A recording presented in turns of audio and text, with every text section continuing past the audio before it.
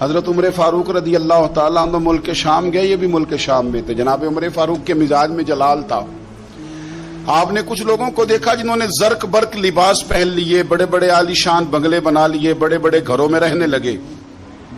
تو حضرت عمر کو اتنا جلال آیا کہ زمین پر اتر کے نا سنگریزے اٹھا کے تو لوگوں کو مارتے تھے. فرماتے تھے اتنی جلدی حضور کی تعلیم بھول گئے اور تم نے اجمیوں کے طریقے اپنا لیے. اتنی تکلیف کے ساتھ حضرت عمر گفتگو کرتے، لیکن حضرت ابو عبیدہ سے ملتے تو فرماتے یار تھوڑی روٹی بھی کھایا کر، کبھی تو بھی کپڑے بدل لیا کر. اتنا فقر، اتنی سادگی. اولین لوگوں میں سے جن کے لیے لوگ مسلمانوں کا امیر المومنین بنانے کی باتیں کر رہے ہیں. حضرت عمر ملنے گئے تو کسی چٹائی کے ٹکڑے کی تہ 2-3 لگا کے گھوڑے پہ اس کو رکھ لیا جاتا تھا سواری کرنے کے لیے تاکہ پسینہ نہ آئے. اسی کو اتار کے نا تو سرانہ بنا کے بیٹھے لیٹے ہوئے زمین پہ. حضرت عمر ملنے گئے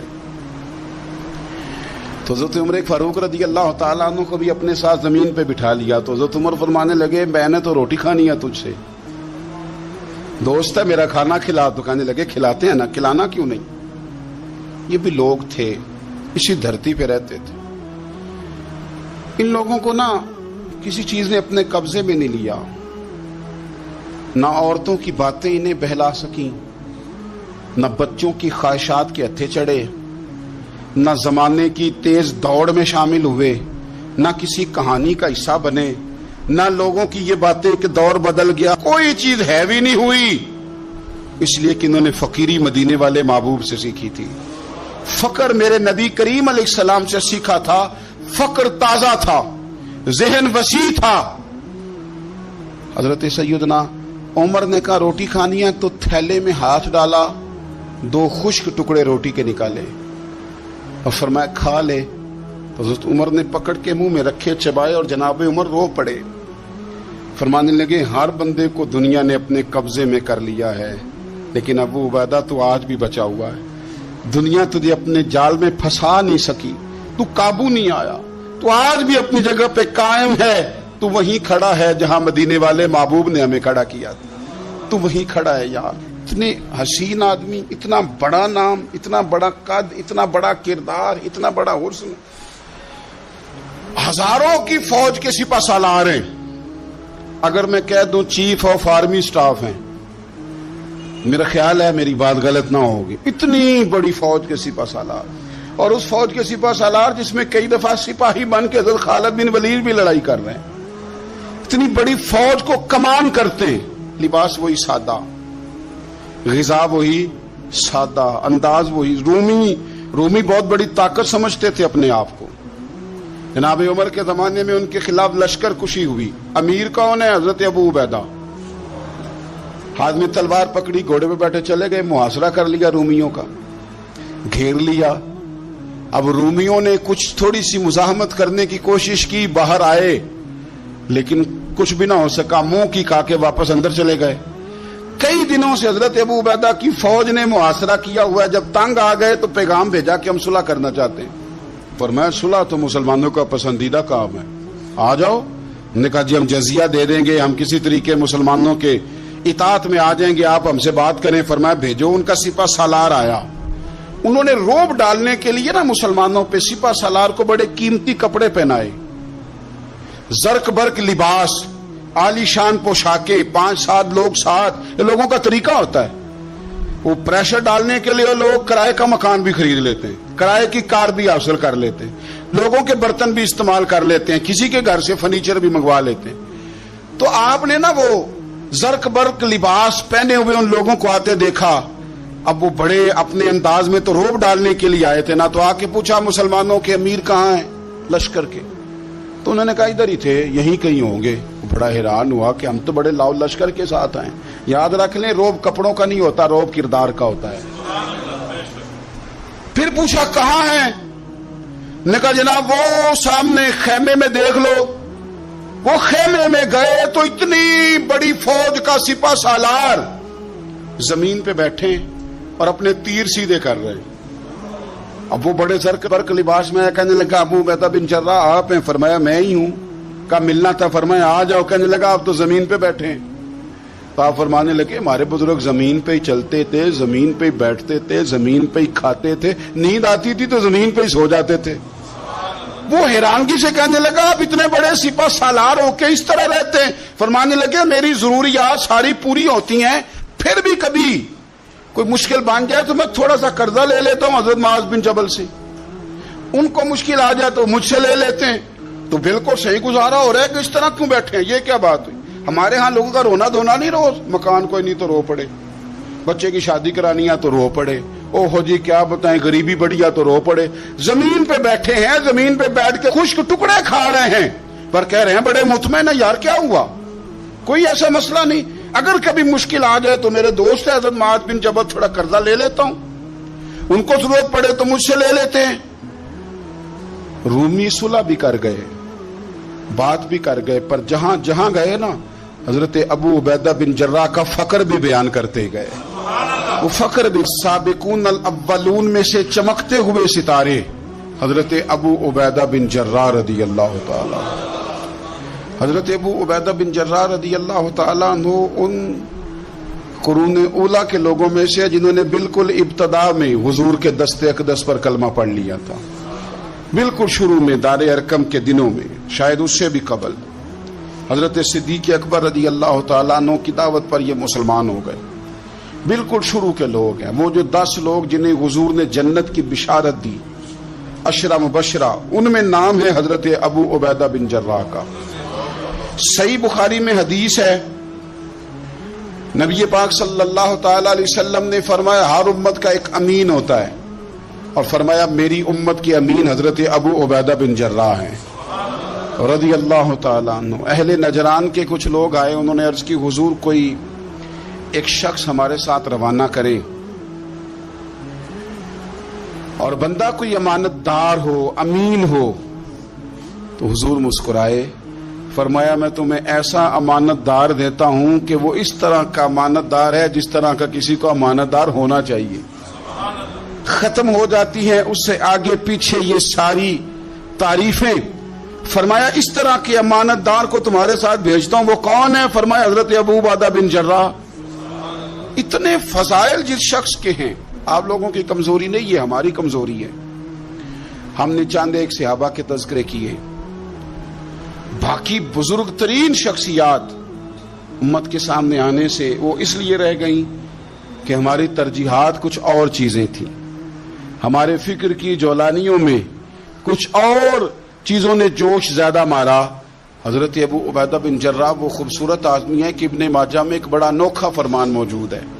ابن ماجہ میں حضرت عائشہ صدیقہ رضی اللہ تعالیٰ عنہ سے کسی نے پوچھا کہ نبی پاک صلی اللہ تعالیٰ علیہ وسلم کو سب سے زیادہ محبوب کون ہے، حضور کو سب سے زیادہ پیار کس سے ہے؟ تو فرمایا سادی سی بات ہے، ابو بکر صدیق سے، عمر فاروق سے۔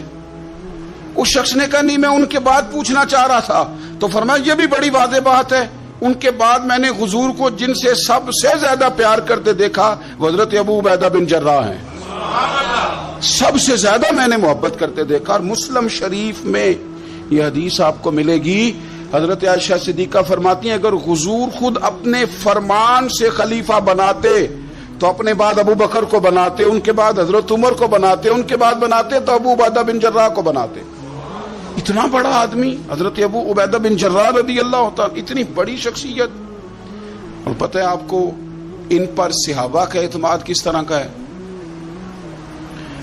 جب حضور علیہ السلام کے وصال ظاہری کے بعد صحابہ بیٹھے نا، میٹنگ ہو رہی تھی خلیفہ بنانے کے لیے، امت کا اجماع ہو رہا تھا حضرت صدیق اکبر پر، تو ایک دوسرے سے نہ پوچھا جا رہا تھا کہ آپ کی نظر میں اگر بیعت کی جائے تو کس کی جائے، آپ کی نظر میں بیعت کی جائے تو کس کی جائے، آپ کی نظر میں اگر امیر مقرر کیا جائے تو کسے کیا جائے، آپ کی نظر میں خلیفہ کس کو ہونا چاہیے؟ تو امت کا اجماع جناب صدیق اکبر کی طرف تھا۔ تو حضرت صدیق اکبر سے پوچھا گیا آپ بتائیے اگر آپ بیعت کریں گے تو کس کی کریں گے؟ تو حضرت صدیق اکبر نے کہا 2 لوگوں کی، اگر حضرت عمر کو آگے لگاؤ گے تو پھر بھی میں بیعت کر لوں گا، اور اگر ابو عبیدہ بن جراح کو آگے لگاؤ گے تو میں پھر بھی بیعت کر لوں گا، میں ان دونوں کی بیعت کرنے کو تیار ہوں۔ یار اتنا بڑا آدمی کتنی کو کتابیں لکھی جانی چاہیے تھی, کتنے کو دن منانے جانے چاہیے تھے, کتنے کو ان کے نام ہمیں خطبے کرنے چاہیے تھے, کتنے کو تذکار ان ہستیوں کے ہونے چاہیے تھے. حضرت عمر فاروق رضی اللہ تعالیٰ عنہ کا وصال ہو رہا ہے. چونکہ جناب ابو عبیدہ بن جراح رضی اللہ تعالیٰ عنہ پہلے وصال فرما گئے تھے, تو جناب عمر فاروق رضی اللہ تعالیٰ عنہ کا وصال ہو رہا ہے. کسی نے کہا کسی کو خلیفہ نامزد کر دیں. فرمایا 6 لوگوں کی میں نے کمیٹی بنا لی ہے, کسی کو بنا لینا. ہاں, اگر آج ابو عبیدہ بن جراح ہوتے تو پھر میں کمیٹی نہ بناتا, پھر میں ان کو امیر بناتا. اور اگر رب مجھ سے پوچھتا کہ عمر کس کو امیر بنا کے آئے ہو, تو میں کہتا اے اللہ جسے تیرے نبی کریم نے امین فرمایا تھا, انہیں میں امیر بنا آیا ہوں. اتنے بڑی شخصیات, اتنے بڑے نام, اتنا بڑا مرتبہ. اور پھر 2 ہجرتیں کی حضرت ابو عبیدہ نے, حبشہ بھی گئے, مدینہ بھی آئے, ہر جہاد میں شامل ہوئے. اور عشق کے امتحان دینے کی باری آئے تو سب سے پہلے دیے. زرہ کی 2 کڑیاں ٹوٹ کے احد کے میدان میں حضور کے رخساروں میں پیوست ہو گئی تھی. دوڑ کے آئے حضرت ابو عبیدہ اور ایک کڑی اتاری, اپنے دانت سے زور سے کھینچی تو ایک دانت ٹوٹ گیا. پھر دوسری کڑی زور سے نکالی حضور کے رخسار نور سے تو دوسرا دانت ٹوٹ گیا. لیکن حضور کی تکلیف برداشت نہیں کر سکے. عجیب امتحان لیا ان کی محبت نے بھی, عجیب امتحان لیا. اعظم بلا سے اپنی وہ ہستی ہی کیوں نہ ہو, جو چیز اس کی راہ میں حائل ہو پھونک دو. عجیب امتحان لیا. احد کے میدان میں ان کے والد ان کے مقابلے میں آ گئے تھے.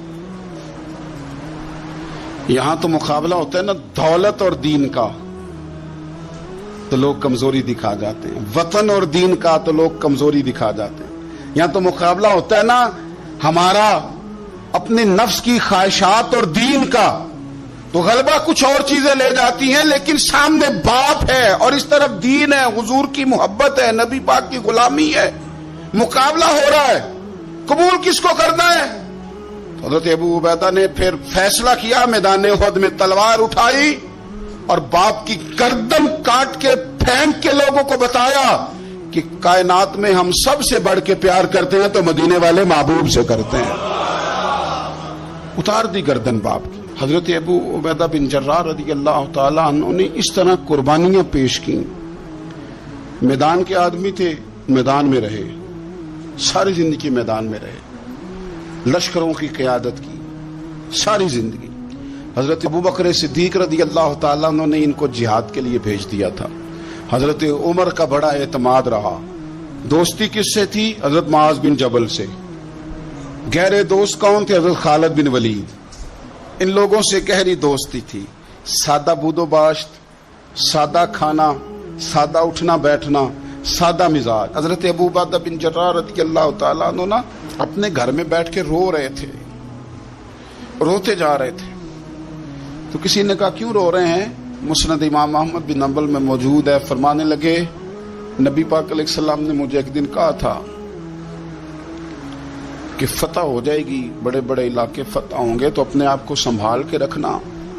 3 خادم تیرے لیے کافی ہیں, ایک جو گھر میں کام کاج کرے, ایک جو تیری خدمت کرے, ایک جو تیرے سفر میں جائے, اور 3 سواریاں تیرے لیے کافی ہیں. زیادہ لوگوں نے بڑے بڑے جانور رکھے ہوتے تھے نا, 3 سواریاں ابو عبیدہ تیرے لیے کافی ہیں.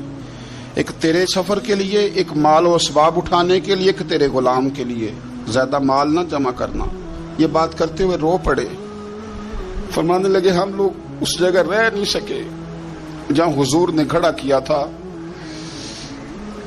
میرا استبل گھوڑوں سے بھر گیا ہے اور میرے گھر میں غلام بھی زیادہ ہیں. حالانکہ صحابہ کہتے ہیں کہ کچھ ایسا نہیں تھا, لیکن چند چیزیں جو موجود تھی ان پر بھی روتے تھے. اور فرماتے تھے نبی پاک صلی اللہ علیہ وسلم نے فرمایا تھا قیامت کے دن میرے زیادہ قریب وہ شخص ہوگا کہ جس طرح میں چھوڑ کے جا رہا ہوں قیامت میں مجھے اسی طرح ملے. فرمانے لگے میں اس طرح نہیں رہ سکا, سوچتا ہوں نبی پاک کو کیا منہ دکھاؤں گا, کیا منہ دکھاؤں گا کریم کو. رو رہے ہیں, گھر میں بیٹھ کے رو رہے ہیں. ملک شام میں نا طاعون کا مرض پھیل گیا. حضرت ابو عبیدہ وہاں تھے.